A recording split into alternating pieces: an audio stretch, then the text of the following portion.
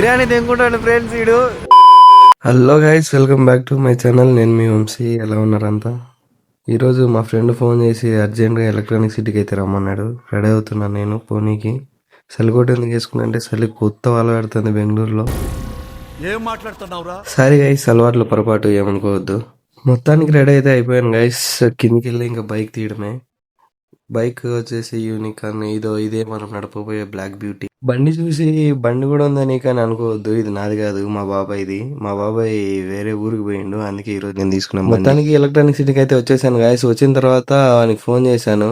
వాడు మేఘనా ఫుడ్స్ లేకపో అక్కడ పోయిన తర్వాత నాకు ఫోన్ చేయని చెప్పిండు. అడిగి ఫోన్ చేస్తే పైకి ఎక్కురా, పైన ఫుడ్ ఇస్తా ఉంటారు, అది తీసుకొని రా అని చెప్పిండు. ఫ్రీగా మనకి ఎందుకురా ఇస్తారు అంటే, నువ్వు పో నేను చెప్తా అని చెప్పిండు.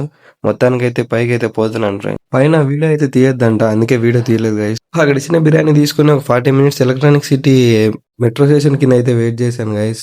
అప్పుడైతే వచ్చాడు మనోడు. వస్తానే సారీ చెప్తాడు అనుకున్నా, వచ్చి రాగానే బిర్యానీ ప్యాకెట్ ఓపెన్ చేసి ఏమేమి ఇచ్చిండని చెక్ చేసుకుంటాడు పంది పిర్లోడు.